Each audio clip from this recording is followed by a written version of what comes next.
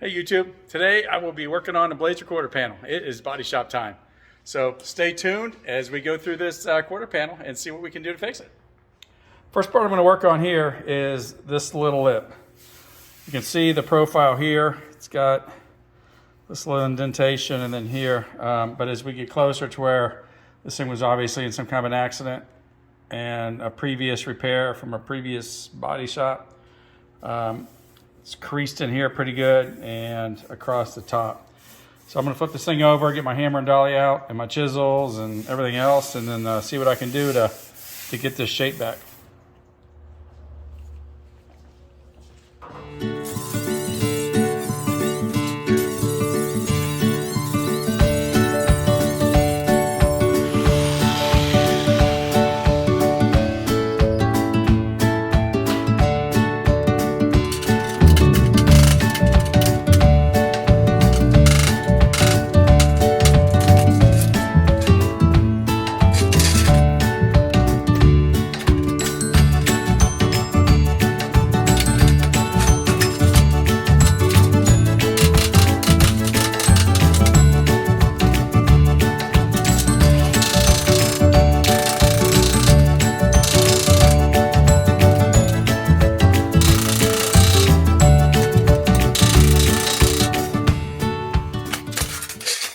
I have been pounding on this for a little bit and it's slowly coming together. Kind of got this profile, except for right in here, mostly back along here. So I went on Facebook Marketplace today and there's a guy just down the road selling some railroad tracks, some cut up pieces of railroad tracks. So I'm going to go buy those tonight when he gets home from work. And I'm hoping I can create I guess a dolly. I'm going to weld it because this is just sheet metal here on this table. I'm going to weld it to the table, hold it in place, and then I'm going to try and make a profile here and then use that to shape this edge all the way around.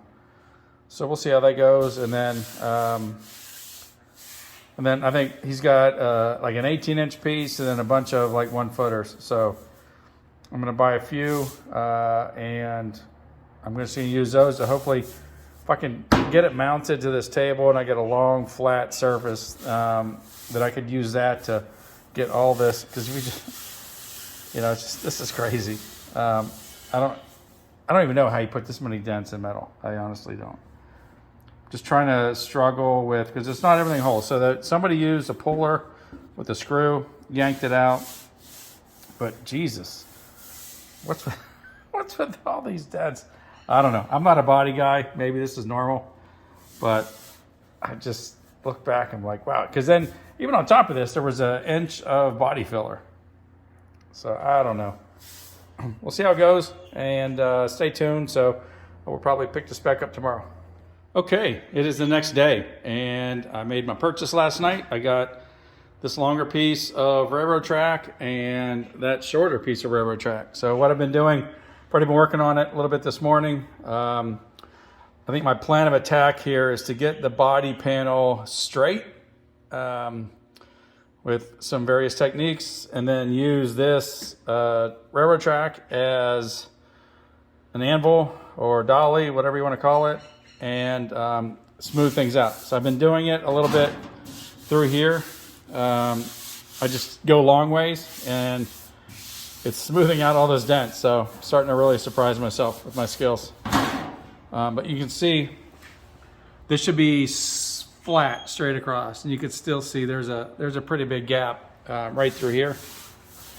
So I'm going to use I don't know, some brute force, straighten that out, and once it's all straightened out, then I'm going to come through here and smooth it out, and then work down, because it gets worse the lower you go. So there we go. I'm pretty happy with how it's going so far.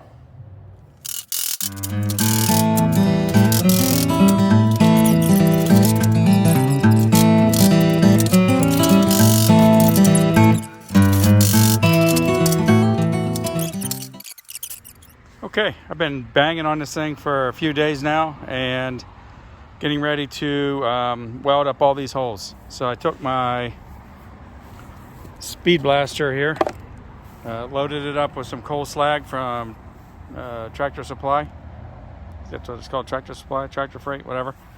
And then I cleaned up on both sides. I just spot blasted all the holes so there wouldn't be any kind of body filler, rust, any kind of contaminants in there. And now that it's fundamentally straight, and I figure I'm probably going to put a little wrinkles in there with those welds, so I didn't get too crazy with getting it perfectly flat. But once I get these welds, get it all welded smooth, then I kind of work on the finishing and get it super flat, so there's minimal filler needed. All of the holes are now welded, about 1,000 of them, and I even welded up on the tops where those two tie downs for the rack were, so they're gone. And then the spare tire mount, those holes are now welded in. So now I'm going to hit it with this, I think it's 36 grit flapper disc. And I'm just going to be careful to just hit the weld and not the sheet metal. I don't want it too thin. So here we go. And I got most of it ground down. Like I said, try not to get too much into the sheet metal. And it's pretty ripply, but like places where it was smooth, the welds came out pretty good. Smooth across, and then up here.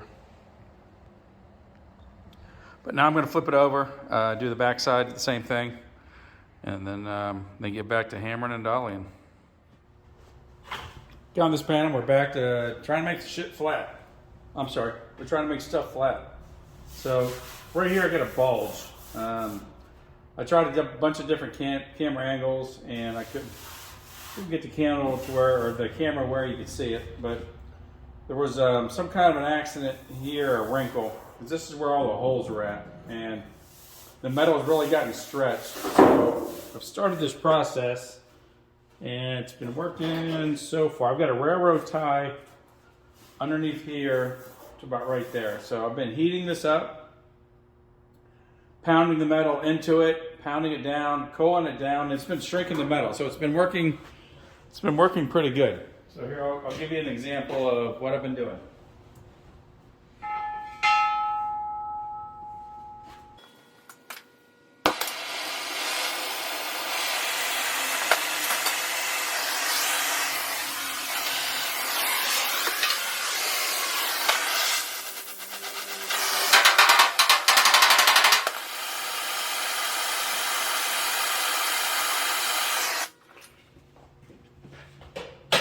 So you go. So what I've done is I just like a dime size, quarter size. I just heat it up there red hot. Take my hammer, kind of hammer towards it, flatten it out, hit it with a wet rag to cool it down, and it's been working. Amazingly, it's been working. It's shrinking the metal in the area. So there's hope for me yet. But I'll be doing this. I'm not going to film it all, but again, it's really bulged up right in here. I'm going to do the same process through here, hopefully tighten that metal up, and get one step closer to getting this thing primed and painted.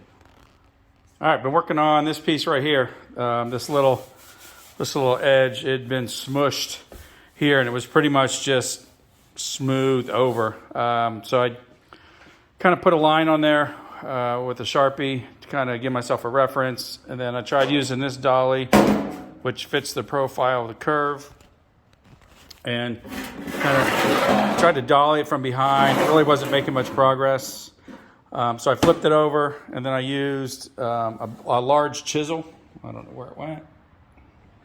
So I used a large chisel on the back side, made a similar line on the back, and kind of got the line started on the back. And then I went and I used this ended up using this railroad track. I set it on its side, and then I had that ridge, like this angled almost perfect to where this body line goes with this angle where I was hammering on it. So I used this knife edge here to establish a line. And you'll see there that, better than nothing. It came out pretty good. I'm pretty happy with it. I'm not going to get it super smooth. I don't have the tools. I don't care to get it that smooth. As long as the filler won't be more than 3/16 of an inch, I'll be happy. So I'll be working on it, flattening it out some more.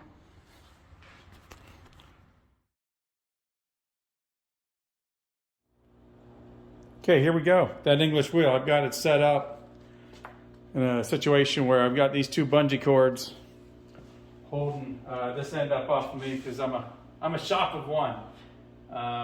And you just sometimes you got to improvise. So that's what we're going to be doing today. I played around with this a little bit before I started recording, and I see it doesn't take many passes to smooth that out. So probably one or two, but and what I am finding, the more passes you take, the more it squishes the metal and expands it. So I'm gonna have to limit that, and I'll probably have to go back to shrinking the sheet metal, but we'll see. We'll give this thing a go, see how it does.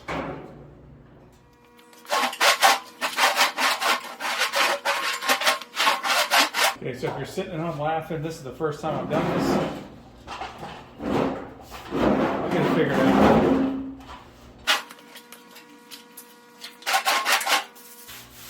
It is smoothing it out, though. I'll give it that.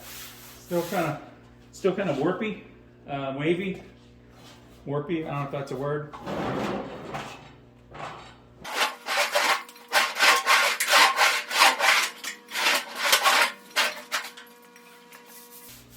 It is definitely getting smooth. Pretty encouraged by that. And it's not as warped as it was either. It looks like it's all coming out. We've got a kind of a high spot here and a low spot here, so I gotta probably heat this up and then run a die all along the bottom, flip it upside down. But this is the general idea. And it is working to smooth it. So I'm encouraged by that this was a good investment.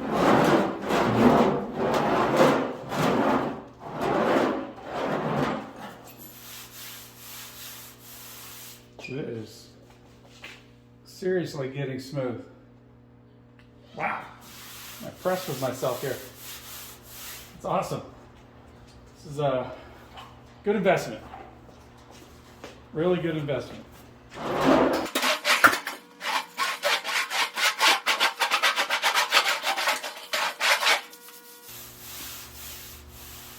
That's amazing how smooth that's getting.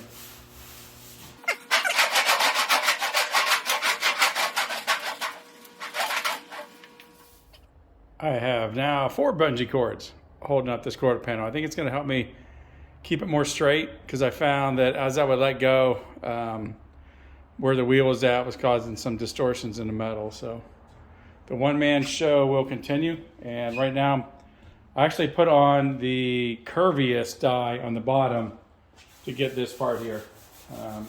The one in the middle of the road was more going to flatten it out, but that one that I have down there now looks like it'll do the trick. So now it's just slowly back and forth. Hopefully get all those bumps up. Oh, see, I'm screwing it up. Oh my gosh. Yeah, you gotta be really careful. This hole's no good.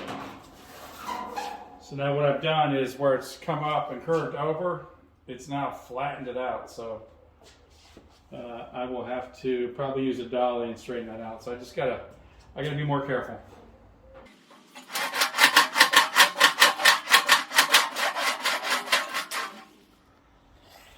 All right, so here I got most of this. This is almost done across the top. Now I'm kind of working on this edge here and smoothing it out down into that area. So you can see that I got the flat wheel on the top and bottom, and I'm going to try and just flatten out that edge, and then I'm going to go to the slightly curved one and then get the rest of this to get it nice and smooth. And I'm really happy. Like I said, this English wheel was a $400 purchase with the dies used, and so far I couldn't be more happy with how things are turning out. Alrighty, I got that undercoating removed and revealed under that undercoating a number 52. I've been finding that number 52. It's on the firewall. It's on this quarter panel. It's on the frame. It's on the bell housing. It's on the motor, on both sides of the motor. on the transmission, the transfer case. So I don't know what was going on when they were building these, but I don't know what 52 represents. Maybe I need to go look at the VIN number. But 52 is on everything on this vehicle. So, and here's where like all these spots, ooh, there we go. All these spots are where there were holes from previous body work. So I've kind of gone through, drew a line, and then that's the new body line that I created. So now I'm going to take that English wheel and go along this edge and smooth out, because there's some ripples in there. I'm going to smooth those ripples out and hopefully get this thing ready to start primer and paint.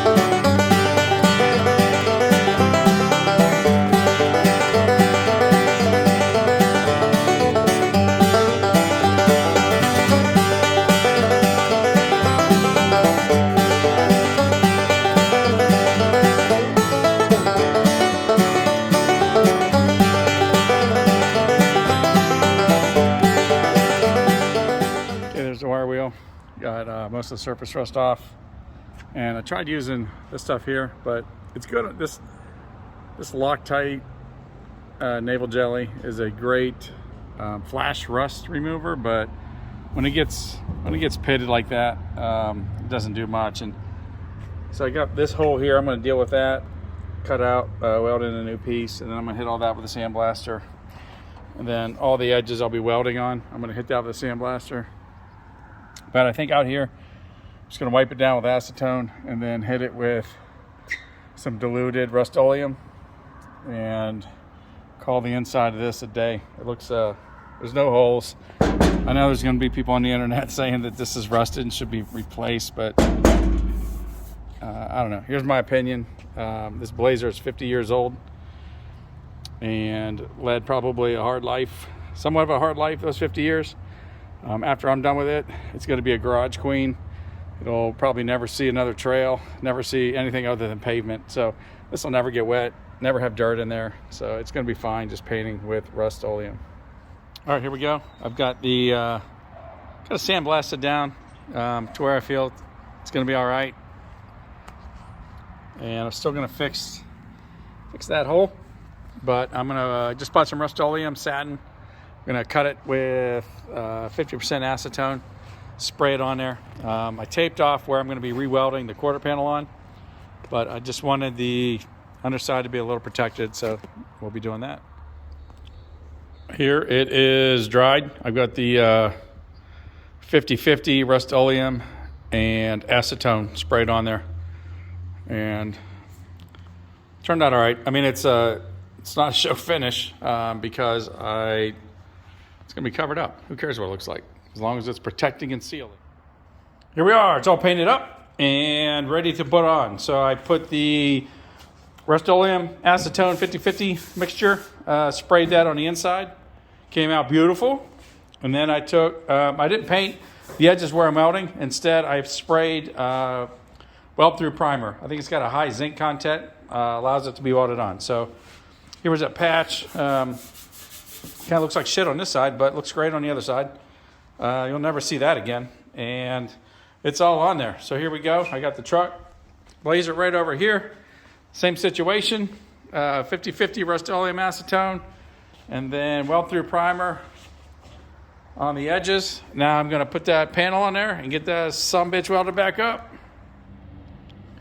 Here's the situation. So the spot welds, if you remember, and if you watched any of my previous videos, the spot weld cutter left those little donuts and left a great reference point, and I got it pounded in place, holding with some vice grips, holding up with a jack, got everything centered on these top two. I'm gonna MIG weld those in there, and then we'll move on to the next ones. Here's a big benefit of using the spot hole cutter. When you put if you're gonna put a panel back, because right there is exactly where it came out. It leaves a nice little spot. So I've just been welding And I've just got a few more here and I'm done. Here we are. Panel's back on, welded and ground down. And something I noticed that, so I was thinking about taking a welding class, but I think if you got a good grinder, good sanding disc, anybody can be a good welder. So along here I got all these spot welds filled in, ground down, and then on the top. So basically this is where I'm at. So join me in the next video where I'm going to start doing body work, probably from that rocker panel that way, front or top and bottom. So please subscribe. I need 1,000 subscribers for YouTube to start paying me. So if you've watched the video this long, then you must like what I'm doing, and please subscribe. I need like 250 more subscribers and I can start getting money. It'd be pretty awesome. All right, have a good Christmas. We'll talk to you later. Bye.